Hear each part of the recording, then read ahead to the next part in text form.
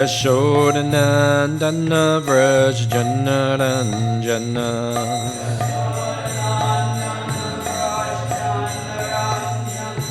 Yashodanandana Braja Janaranjana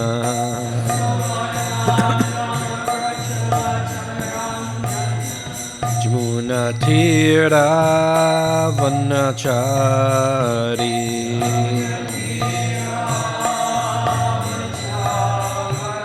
Jamuna Tira Vanachari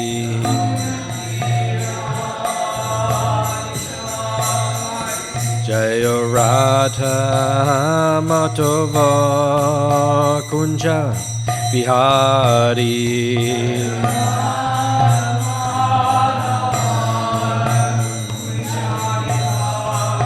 Hey Radha Madhava Kunja Bihari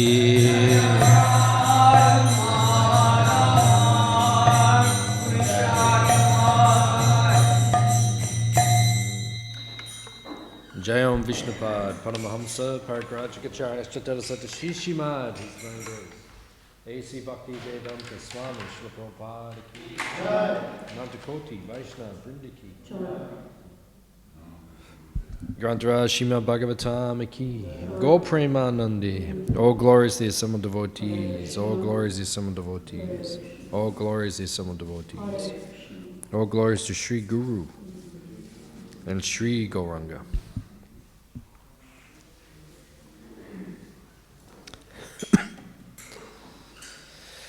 Narayanam namaskritya naram cheva narottamam devim saraswatim vyasam tato jayam udirayat. Om namo bhagavate vasudevaya.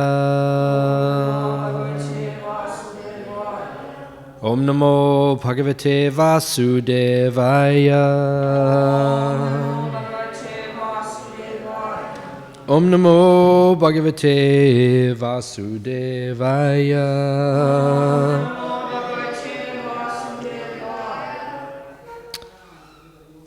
Reading from Śrīmad Bhāgavatam, Canto 4, Chapter 28, chapter entitled Puranjana becomes a woman in the next life, text number 13.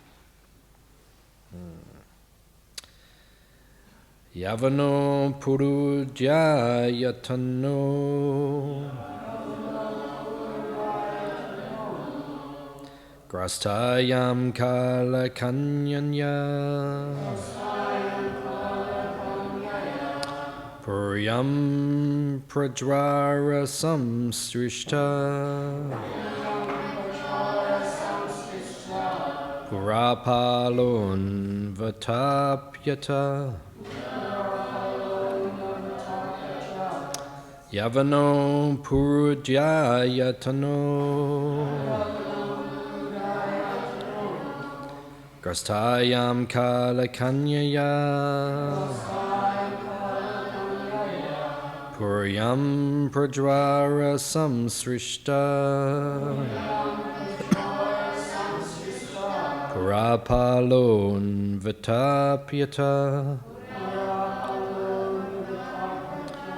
Yavano purujayatano Grastayam kala kanyaya Puryam prajvara samsrishta Purapalon vatapyata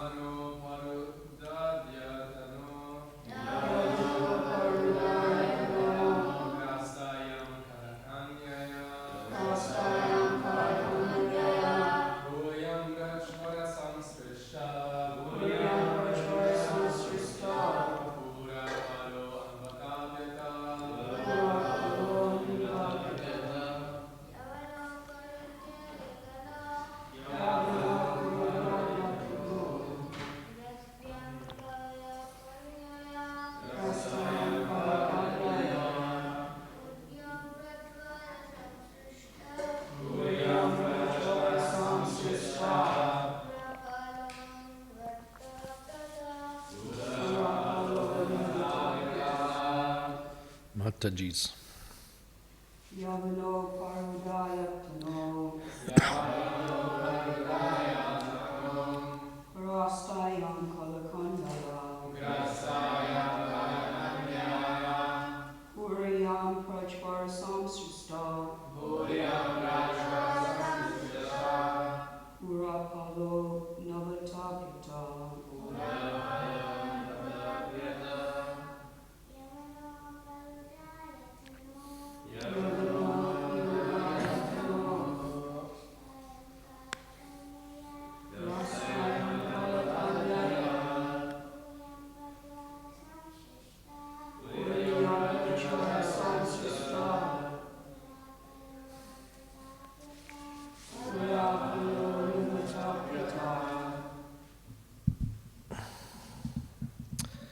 Yavana, by the Yavanas.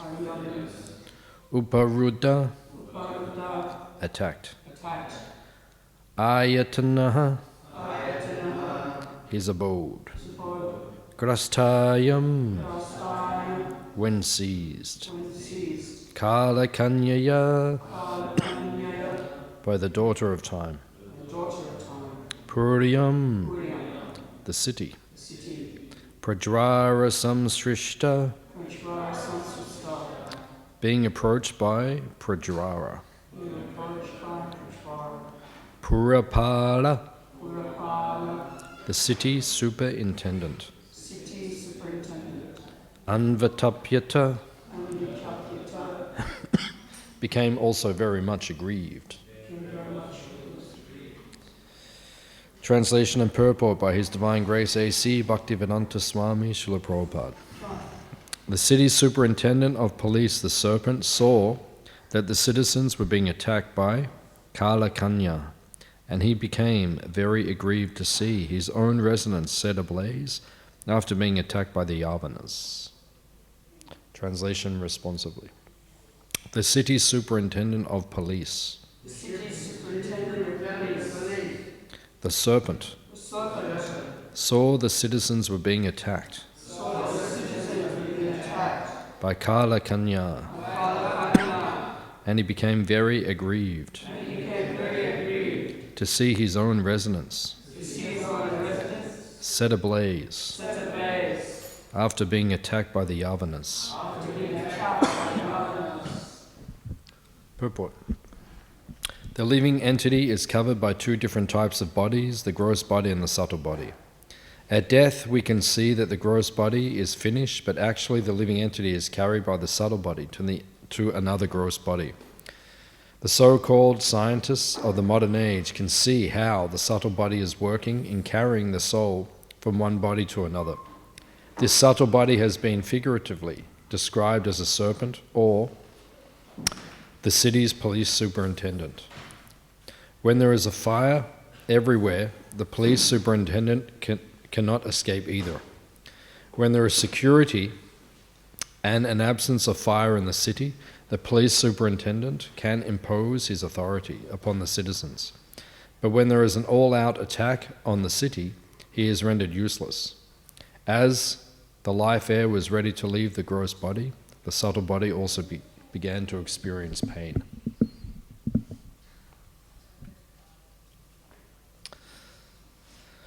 Omagyan Timanandasya Gyananjana Shalakaya Chakshur Militam Jena Tasmai Shri Gurave Namaha Shri Chaitanya Manobishtam Stapitam Yena Bhutale Swayam Rupa Kadamayam Dadati Swapadantikam Vancha Kaupatarubhyascha Kripa Sindhu Bievacha Petitanam Pavanebhyo Vaishnavebhyo Namo Namaha Jaya Shri Krishna Chaitanya Prabhu Nityananda Shri Advaita Gadadha Shivasadi Gaura Bhakta Brinda Hare Krishna Krishna Krishna Hare Hare Hare Rama Rama Rama Hare Hare.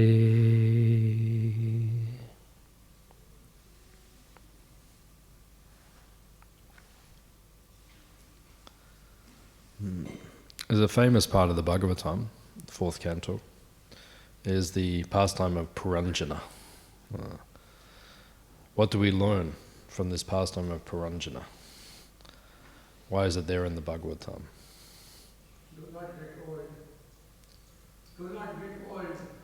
To not get old. Yeah, okay. That is wishful thinking. Okay, so none of you should get old from now on, after you've heard this. Any other points from this? What is Puranjana? What is the pastime? What is it teaching us? Very good, yeah. Detachment, Vairagya. Because the Bhagavatam is spoken categorically. Prabhupada states this in the introduction of the Bhagavatam. In the introduction it says, the Bhagavatam must be studied systematically or categorically. You can read the Bhagavatam at any place. You can pick up any canto. There's 12 cantos. Prabhupada says just like if you pick up an apple, you can bite the apple on any side and the apple is sweet. But because it means you can read Prabhupada's books at any place. You can pick the Bhagavatam up at any place and you will get satisfaction and sweetness. But at some point, you have to study it systematically, categorically. There's a reason why Shukadeva Goswami has spoken it the way he has spoken it. Because what is the Bhagavatam about? His original question is how to prepare for death. That's it, yeah, it's his original question. But what's the subject of the Bhagavatam? It's establishing Krishna as the original form of God, right? The Paribhasa Sutra, Canto 1, Chapter 3, verse 28, that is the governing verse of the entire Bhagavatam. What is that verse? Ete chamsa kala pumsa, Krishnas tu Bhagavan Swayam. That one line, Krishnas tu Bhagavan Swayam, that is the essence of the entire Bhagavatam. The whole Bhagavatam is built upon that one line, to establish that Krishna is Swayam Bhagavan, the original form of Krishna in Vrindavan. So that is the essence, that is the subject of the Bhagavatam. So all 18,000 verses are supporting that verse. They're elaborating on that verse, right? It is that verse which is being elaborated upon. So whenever we read the Bhagavatam, if we're confused about where it is going, then we just have to remember that verse. It's building upon that. So now we get to the 4th canto, and we're hearing about the pastime of Puranjana. Right? It's an important pastime. Puranjana's pastime is allegorical. It's not literal. There's not actually a king, right, called Puranjana. Right? It's not actually, it's an allegory. Sometimes the Shastra, the scriptures, are allegorical, and sometimes they're factual, they're historical. How will you know the difference? How will you know? Maharaj, you can say. Because somebody explains the allegory. Yeah, in other words, you need a guru. Right? If you don't have guru and sadhu, how will you understand the Shastra? You can't understand the Shastra, right? Unless you have guru and sadhu to explain it. So the guru and the sadhu, they have to point out to you, this part is allegorical, this part is factual or historical. Right? And if you don't have that, you won't know. That's why we have the commentaries of the Acharyas. Prabhupada actually said the purports are more important than the verses.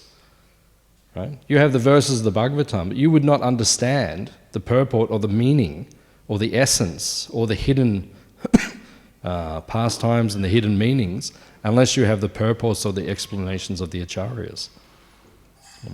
So the Acharyas' commentaries bring to life the Bhagavatam. Right? So how do we know if this is allegorical or not? Because the Acharyas tell us this is allegorical.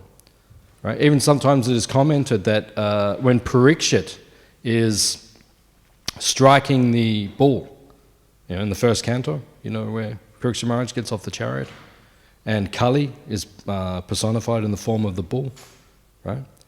Some commentators say that is allegorical, right? Because the 4 legs are exemplifying or they are representing the 4 pillars of religion. So whether or not that is, you need the commentaries of the Acharyas.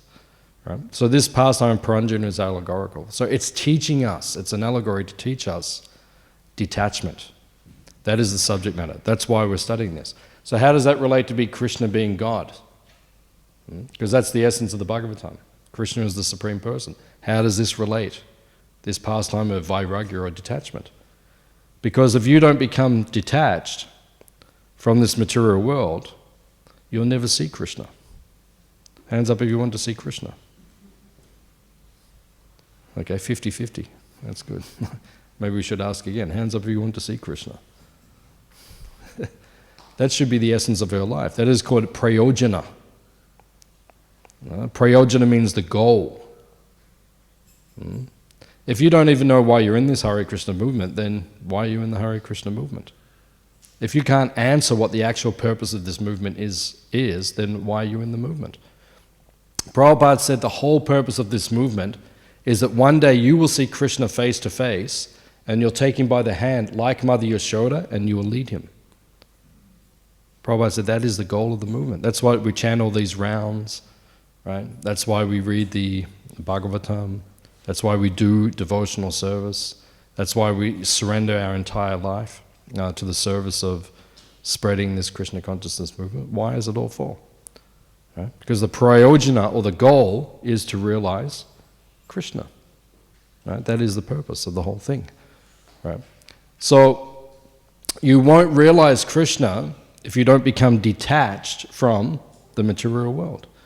Therefore, you study a pastime. When you study this section of the Bhagavatam, after you study this pastime, detachment should be in the heart. Right? It should awaken detachment. Right? And then if you have detachment, then you can realize Krishna. Chaitanya Mahaprabhu's teachings, right? Chaitanya Mahaprabhu's mission is to give bhakti yoga, enriched with knowledge and detachment. Vairagya Vijja Nija Bhakti Jogena. Right? It was said by Sarvabhauma Bhattacharya. He said, Lord Chaitanya's movement is to teach us bhakti yoga. But bhakti yoga enriched with what?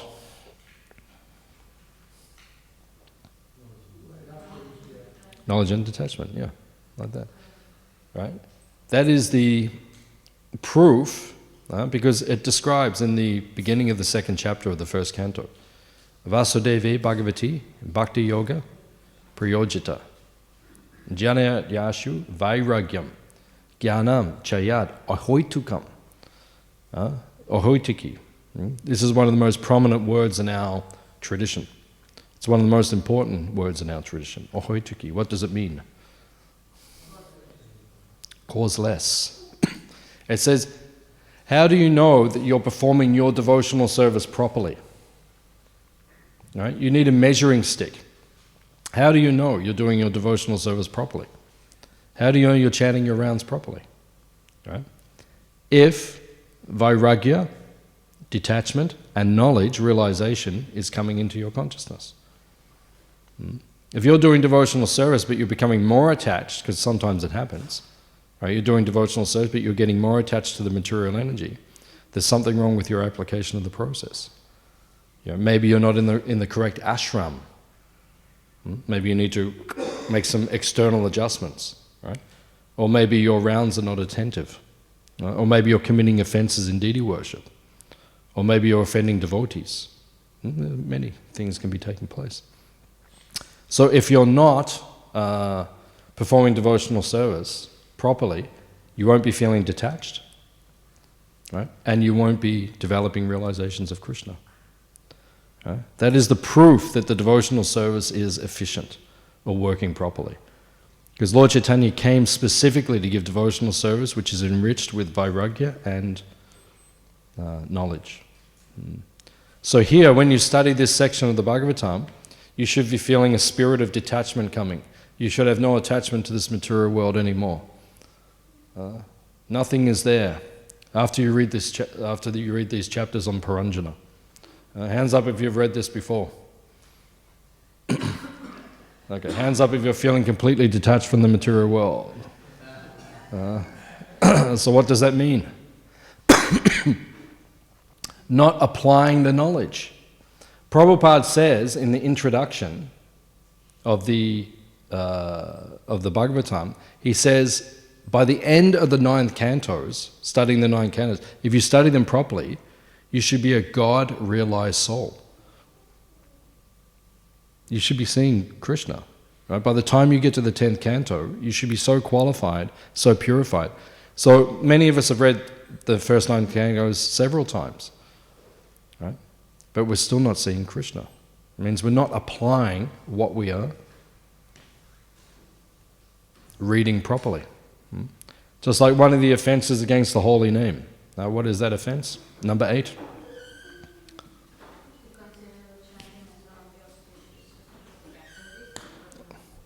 Fruitivity or karmakanda.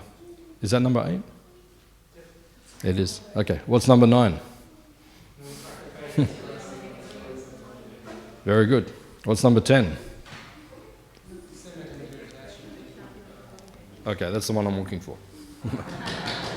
Number 10. I knew it was in there. I knew it was one of them. What is number 10? To maintain material attachments. Right? Essentially, this is effectively, it's probably the main offense that we're committing. To maintain material attachments, even after understanding so many instructions on the matter. How many times do you have to be told you're not the body? How many times do you have to be told to give up your attachment to the material world? How many times do you need to be told to give up lust, greed, and anger?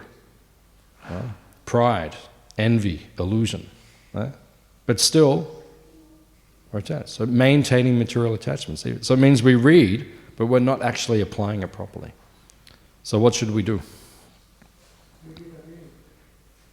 Very good, yeah. Read it again. But this time more sincerely. What's that? Apply it, yeah. Begin to apply it. It's a gradual process. It's a lifetime project. Actually, it takes our whole life. You know, when I first became a devotee and first started practicing, right, and then you start in the beginning. Krishna gives you what's called spurti. Spurti means like special mercy. We all got that when we first came, right? Everything was just ecstatic.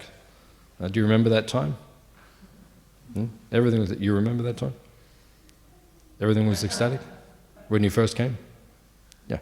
So when you first came, she goes. When we first came, everything was blissful. But then after time, maybe it becomes hard work. Does anyone experience like that? Not yet. Yeah. You just stay. Yeah. It can become hard work. Right? Because then you have to do it for your whole life. You have to keep up the momentum for your whole life. Some devotees experience like that. It becomes like a challenge. It becomes difficult. Right?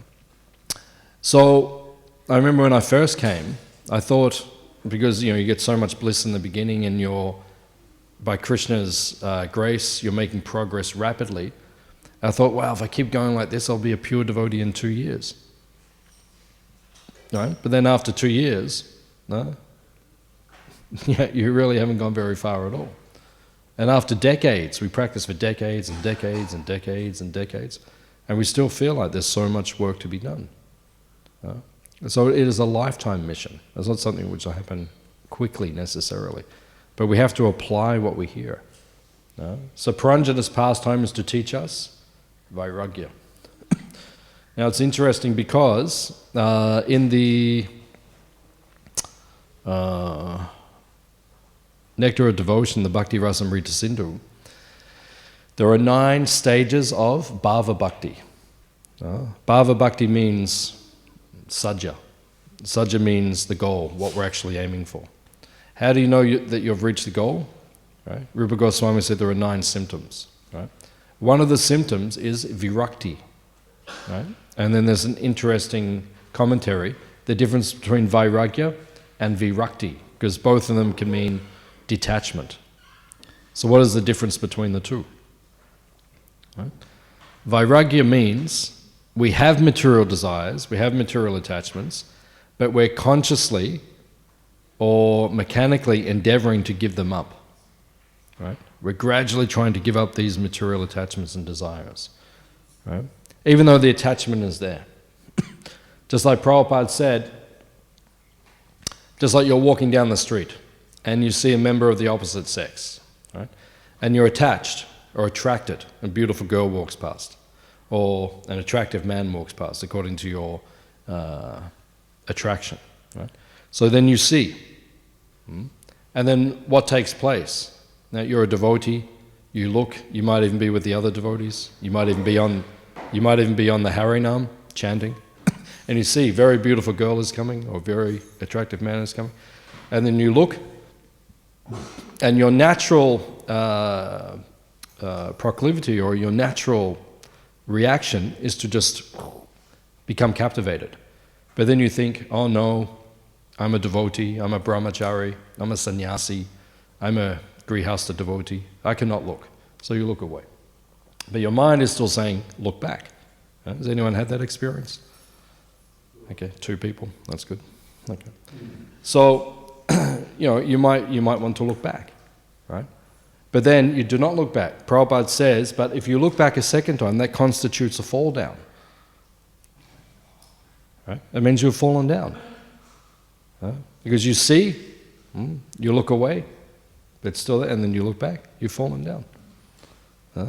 And then, because of that fall down, that creates a samskara. What is a samskara?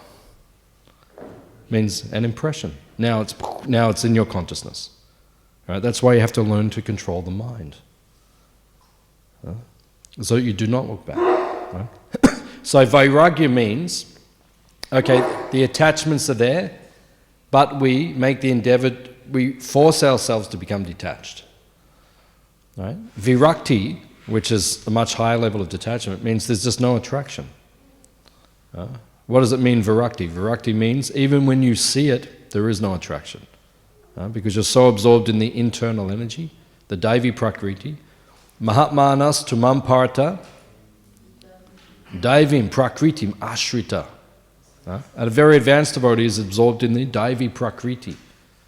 Daivi Prakriti means the internal energy. Because he's in the internal energy, then he's not attracted.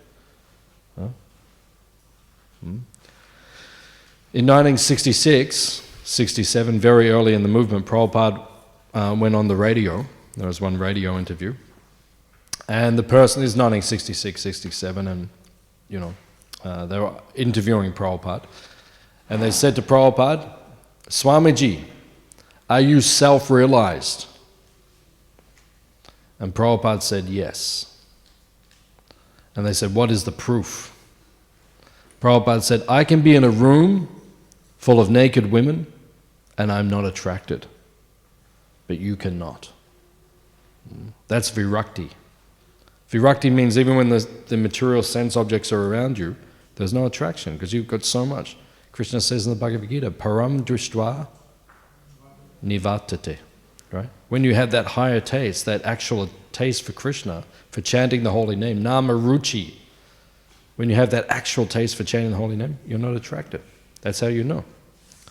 Right? You can even be in nama ruchi.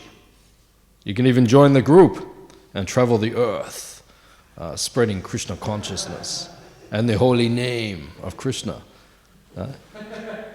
So you can even be in nama ruchi, but still attracted to the material energy, right?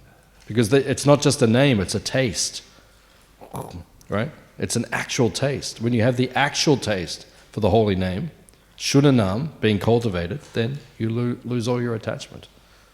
That is the process. That is the process. So this is called virakti. This is what we're aiming for. So this part of the Bhagavatam is teaching us through Sankhya. Sankhya means neti, not this, not that, right? I'm becoming detached from the material world because I'm studying the material world, I know it's false. Now it says here, it's talking about the police superintendent. Who is the police superintendent? Who is the chief of police? Prana? Yeah, it's even getting a little bit more technical than that. The superintendent of police means the subtle body. We have a gross body, which we all have here, but the gross body changes. Krishna explains that in the Bhagavad Gita. Which verse does Krishna explain that the gross body changes? Dehinosmin yata dehi, komaram, yovanam, jara, right? You change, right? All of us change. This body changes. We've had so many of these bodies. Imagine if Krishna gave you darshan just for a moment, all the bodies you've had previously. Right? You're so attached to this one, right? I am Indian, I am German, I am Puerto Rican, I am Australian, like that. I am man, I am woman. You're so attached to this one. But if you saw all the other ones, you think, oh wow, I've been that, I've been that, I've been that. You know who I was in my last life? I was an Irish housewife with 7 kids, right? Wife a potato farmer, big fat, 7 kids. I was so attached, right? Now this lifetime, Australian man, right? Now I'm so attached to this one. But before I was so attached to all my kids and everything, but now nothing. When I see the photo, there's no attachment. Why are you laughing? Do not laugh. Do not laugh at a fat lady. I'm attached to that form. That's who I was. No, that's temporary, that's all. That's just temporary. But the interesting thing is that the subtle body is made of mind, intelligence, and ego. And you've had the same subtle body since you got here in the material world, right? Since time immemorial. Exactly the same subtle body. You have the same mind, right? But your mind just changes, right? According to the association it takes with the modes of nature. Sometimes your mind is more in the mode of goodness, right? So then you get a body in the mode of goodness. Sometimes more in passion, sometimes more in ignorance, and you get the body according to what your mind is like. Even you see, we all know each other well, right? We all know each other well. Even when you see each other, you can see what the mind of the person is like on a particular day. Sometimes you see we see each other, and when you look at the mind, you can say, okay, the mind's more in ignorance or like that. You say, okay, I'll just leave them alone today, right? Or sometimes you see the person's like goodness, very peaceful. The mind changes constantly, right? So according to what the mind, how it forms and how it molds, then Krishna says in Bhagavad Gita, Sangat Sanjayate Karma. Sangat. Sangha means association. Whoever you associate with, they are the desires or the karma that you develop. Right? What are the desires that you have in your heart? What do you want to become on this earth? We have so many material desires. Right? So many material desires, what you want to become. Right? That's all based on the association that you keep. Right? That's why it's recommended. Lord Chaitanya says, Sadhu Sangha, Sarva Shastri Koi.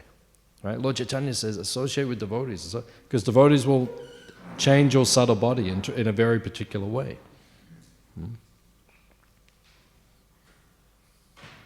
So this verse is speaking about the subtle body. Right? We have to change the subtle body.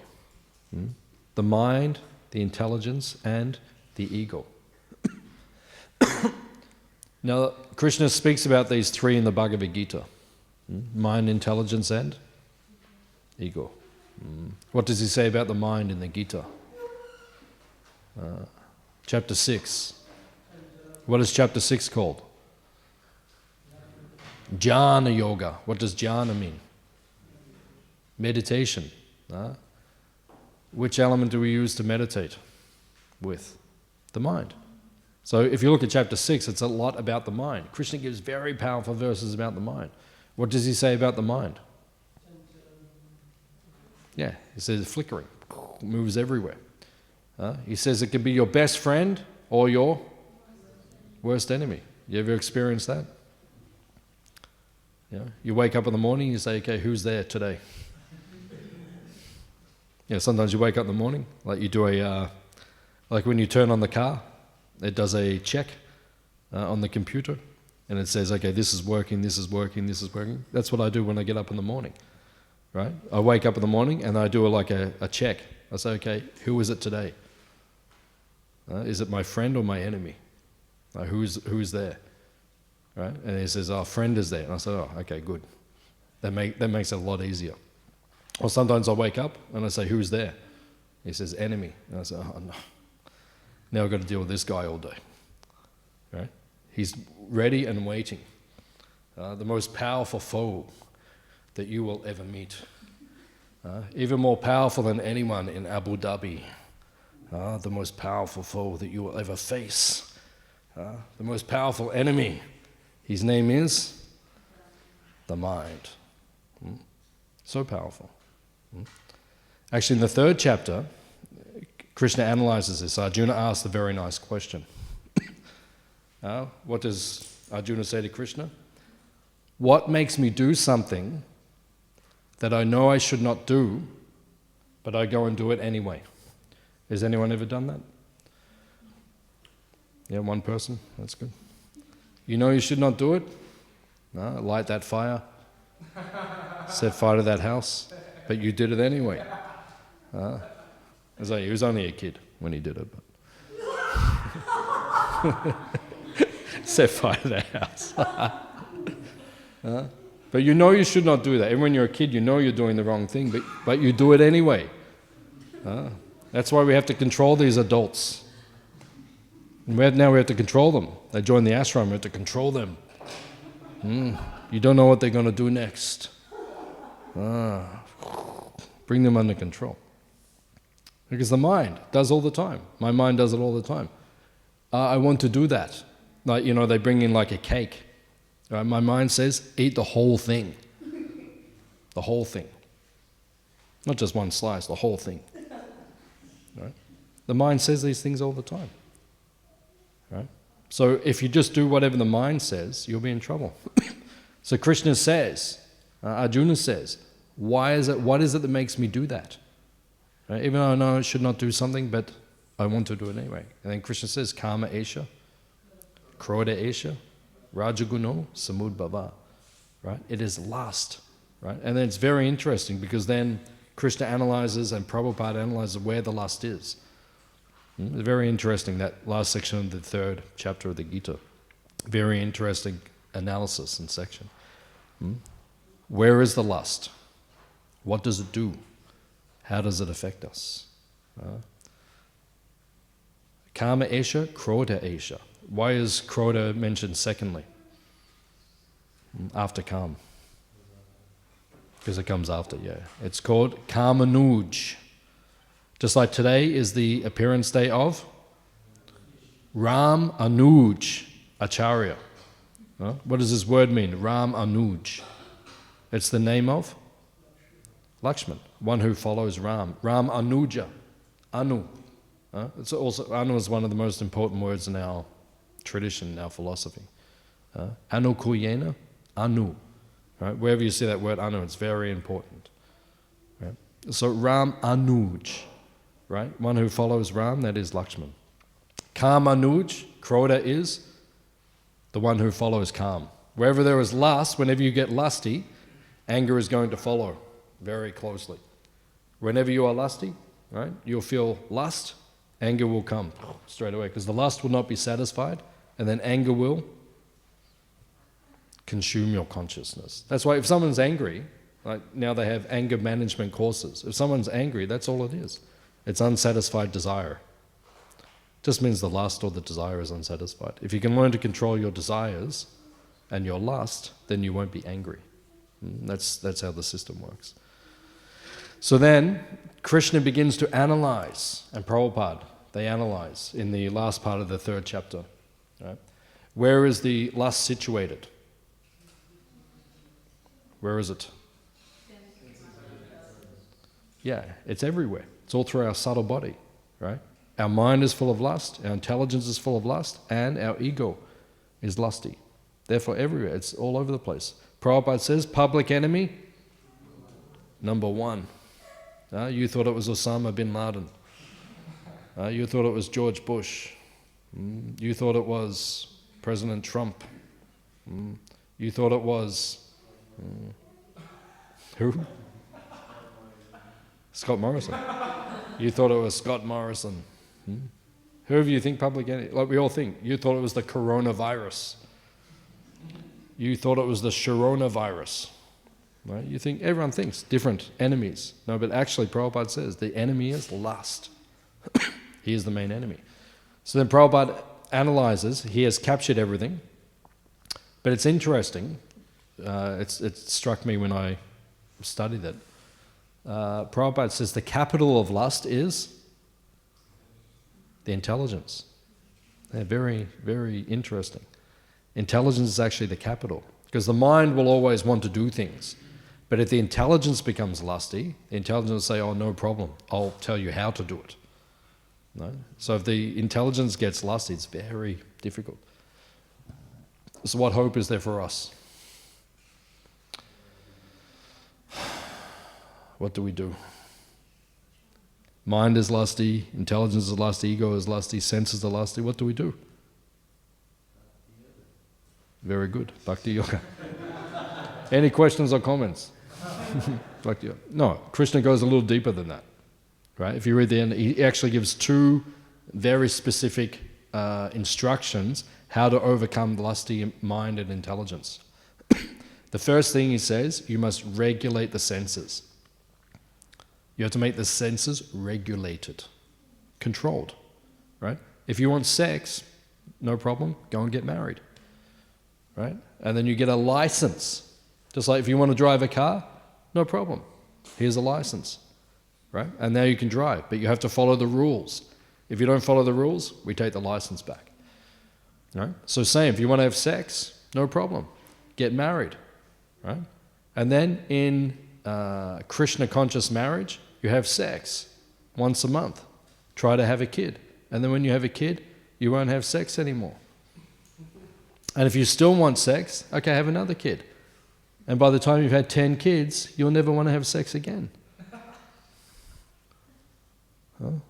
For the rest of eternity.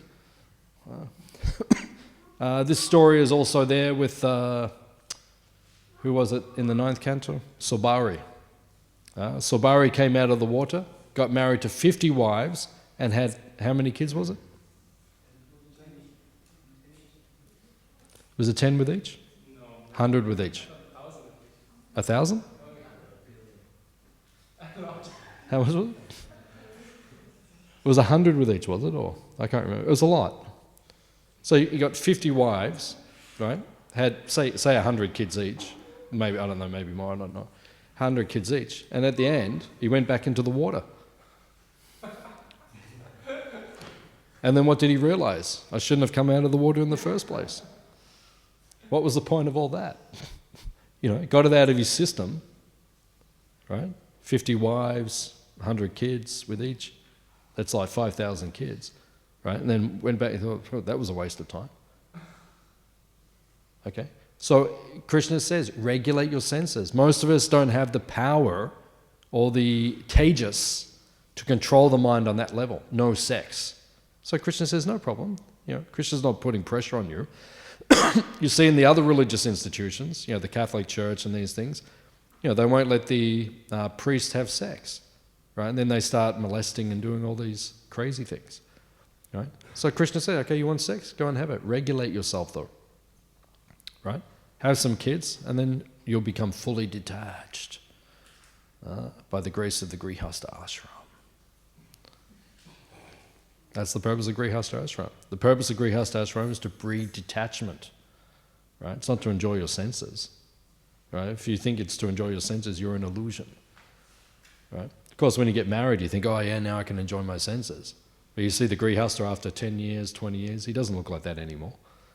They're all like enthusiastic when they get into it. By the end of it, they're like, oh, now I just want to renounce. Now I just want to serve Krishna, which is what I should have done from the very beginning. I should never have come out of that holy river. So this is controlling the mind. So Krishna says, regulate. You have to regulate your senses. And the second thing he says is you have to make your intelligence spiritually strong. This is how you overcome lust. Right? We all want to overcome lust. Regulate your senses, and make your intelligence spiritually strong. How do you make your intelligence spiritually strong? Yeah, reading Shastra. Just like how to make your body strong. Right? You go to flex yoga, right? And you do yoga, asana, and you become very powerful in the body, right? So that's how you do. Then if you want to make the body strong, you have to exercise. You can't just sit around all day and think your body will be strong. It doesn't work. Same thing, your intelligence will not become strong unless nityam bhagavata sevaya. Every day you're reading the books, yeah. If you don't read every day, or at least hearing something every day, your intelligence becomes weak, right? And then you forget what is your purpose. You forget why it is that you're supposed to be serving Krishna. That's why you have to hear. If you hear all the time, your intelligence is strong. And I see over the years, because many devotees come, and they say, oh, can I speak to you? I'm having problems, right? And then nearly every time when a devotee comes and says they're having problems, and we discuss, and then we work out what is the source of the problems, nearly in every case, the people are not reading Prabhupada's books on a regular basis. I see it time and time again. I see devotees who are reading Prabhupada's books regularly, they have much less problems than people who are neglecting. So it actually works, the process works. Read Prabhupada's books, you'll be liberated. Jivan Mukta. Okay, so we'll stop here. We'll see if there's any questions or comments on what we discussed. Yeah. Yes, I have one. You said the intellect part of the subtle body. The what? So you said the intelligence part Yeah. of the subtle body, Yeah. which is here from the beginning. Yeah. So we forget us, like all the intelligence that I would have gathered and worked on in previous lives, I've forgotten. So No, it's carried with you. It's carried with you. You look at, say, someone like Mozart. You know Mozart? like natural ability. Yeah, so he's 5 years old. Dun, dun, dun, dun, dun, dun, dun. That, you know, it all comes with you. Or, you know, Ravi Shankar, he played the sitar. Prabhupada said he was playing sitar for 7 lifetimes. You don't just pick it up and just go, dun, dun, dun, dun. You know, that's, yeah, it all comes with you. Means it's in your subtle body. So when you are exposed to those things again in this lifetime, then the natural abilities and talents will come. Like some of us are just good at some things, right? We're just good at some things, right? And then other people are not good at those things. And then there's some things I'm just not good at, and other people are like just brilliant.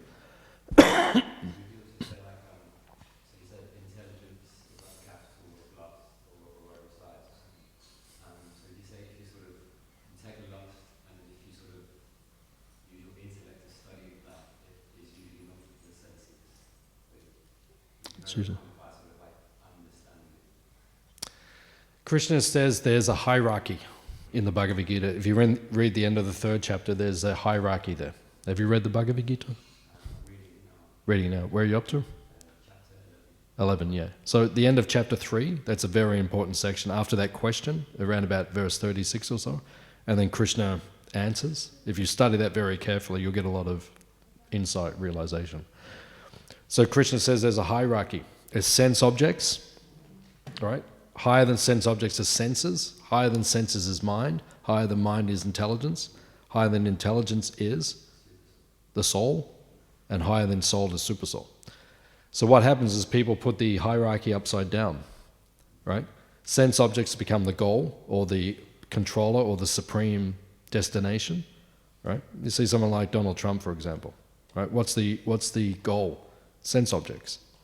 So the senses, right, serve that, then the mind works that out, the intelligence, the soul's just being dragged along, and the super soul's forgotten. Whereas we turn it up the correct way, right? Sense objects are the least, right? Senses, mind should be in control of the senses, intelligence should be controlling the mind, right? Soul should be in control of intelligence, and super soul should be controlling soul. That's the correct hierarchy. Very good question. Thank you. Any other question? Comment? The subtle body is traveling with us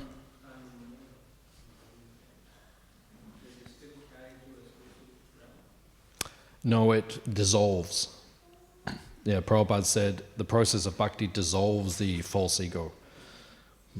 Because when we come into the material world, we come through the layers that surround the material world, and each layer is thicker than the other layer, and the thickest layer is the ego. Right? So as you're going out, you have to pass through all of those as you're leaving again. And as you, as you go through earth, right? And earth means taste, right? You can taste the earth. So, you go through, as you're going back to Krishna, you pass through, right? And you're offered pizza, right? Taste, right? And as you're going through, you're like, am I going to stop and eat the bhoga, or am I going to keep going to Krishna, right? And then water. No, earth is smell, sorry. Yeah, so when you go through the water, that's when you taste the pizza. No, the cheese is waiting, right? And then you go to form, which is fire. You see all the beautiful forms. Am I going to choose that or Krishna? And then you go through, and then gradually. And then the last thing to give up is the ego, so that has to be dissolved. So when we go back, it's just the pure soul.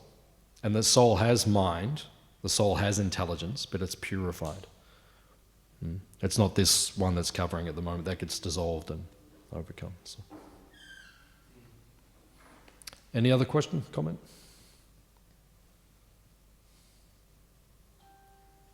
How can we use this detachment that we cultivate in sharing Krishna with others? Well, if you're detached, then you won't waste time with material activities.